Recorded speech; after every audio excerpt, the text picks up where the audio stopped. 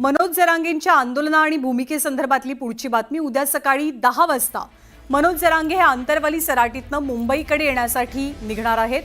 मुंबईतील आमच्या वकील बांधवांशी आमची चर्चा झालेली आहे अशी भूमिका मनोज जरांगेंनी मांडली आहे। आम्हाला न्याय मिळेल आणि आम्हाला परवानगी सुद्धा मिळेल।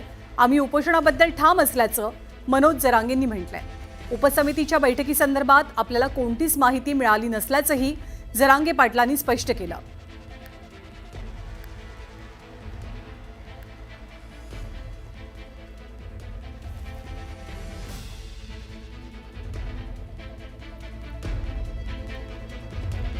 आणि यानंतर बातम्यांचा घेणार आहोत वेगवान आढावा। मुंबई उच्च न्यायालयानं जरांगेंच्या मुंबईमधल्या आंदोलनासाठी परवानगी नाकारली आहे। जरांगेंना नवी मुंबईतल्या खारघरमध्ये आंदोलन करण्याची मुभा मुंबई उच्च न्यायालयाकडून दिली गेली आहे। मुंबई हायकोर्टानं परवानगी नाकारल्यानंतर सुद्धा 29 तारखेला आझाद मैदानात उपोषण करण्याबद्दल मनोज जरांगे ठाम आहेत। उद्या सकाळी आंतरवालीतनं ते मुंबईसाठी रवाना होतील। मनोज जरांगे हे कायद्यापेक्षा मोठे नाहीत असं वक्तव्य वकील गुणरत्न सदावर्तेंनी केलंय। तर जनतेला वेठीस धरू देणार नाही असा इशारा सुद्धा सदावर्तेंनी जरांगेंना दिलाय। सरकारकडून शिंदे समितीला 6 महिन्यांची मुदतवाढ मिळाल्याची माहिती राधाकृष्ण विखे पाटील यांनी दिली। मराठा उपसमितीच्या बैठकीनंतर त्यांनी याची घोषणा केली। तर देवेंद्र फडणवीसांनी दिलेलं 16% आरक्षण महाविकास आघाडीनं घालवल्याचंही ते म्हणाले।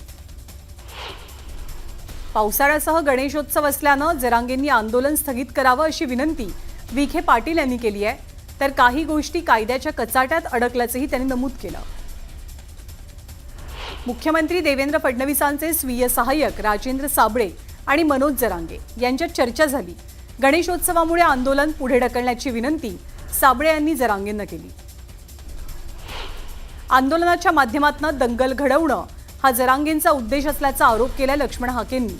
गेल्या 1.5 वर्षांपासून त्यांनी हेच केलंय। तर त्यांनी हेच केल्याची टीका सुद्धा लक्ष्मण हाकेंनी केलेली आहे। आपण अपशब्द वापरले नसून बोलीभाषेत आपण बोललेलो होतो। विनाकारण वाद पेटवला जातोय असं मनोज जरांगे म्हणतात। मात्र आपण संबंधित शब्द मागे घेतलाय।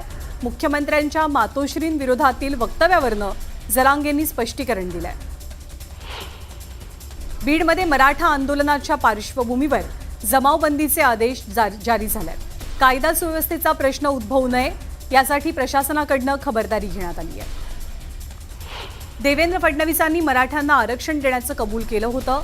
मात्र आरक्षण न देता त्यांची फसगत केल्याचा आरोप नाना पटोलेंनी देवेंद्र फडणवीसांवर केलाय। बीडमध्ये कायदा आणि सुव्यवस्था बिघडवण्याचं काम हे लक्ष्मण हाके करतात। तर अजित पवार पालकमंत्री म्हणून बीड जिल्हा टार्गेटवरती आहे असा आरोप करत राष्ट्रवादीचे प्रदेश उपाध्यक्ष सतीश कुलाळ यांनी टीका केली आहे। बीडच्या गेवराईमध्ये लक्ष्मण हाकेंनी पोलीस निरीक्षक प्रवीण कुमार बांगरांशी चर्चा केली।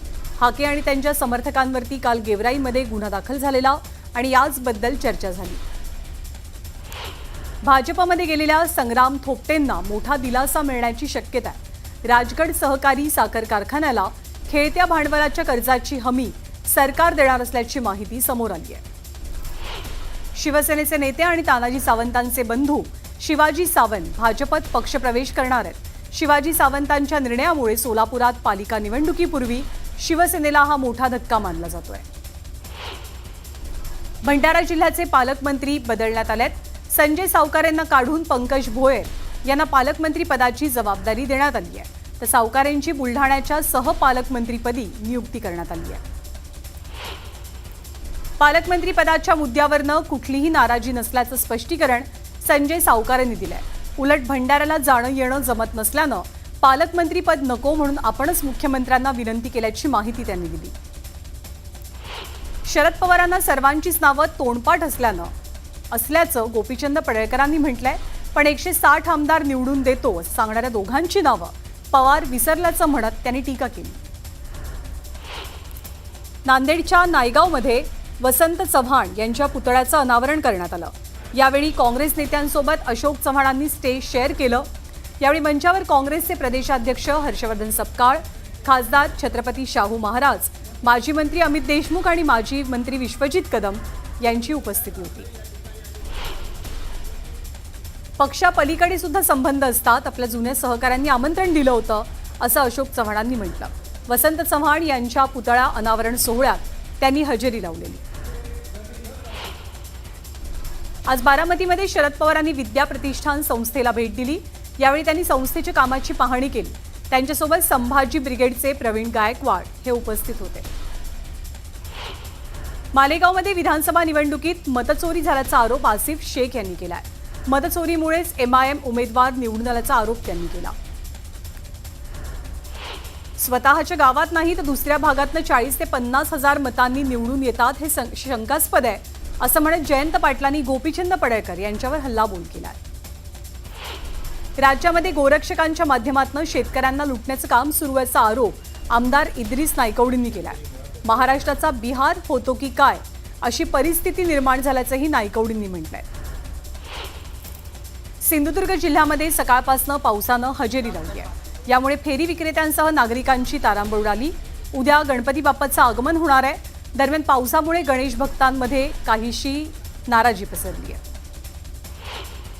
रत्नागिरीच्या दापोली तालुक्यात मुसळधार पावसानं हजेरी लावली.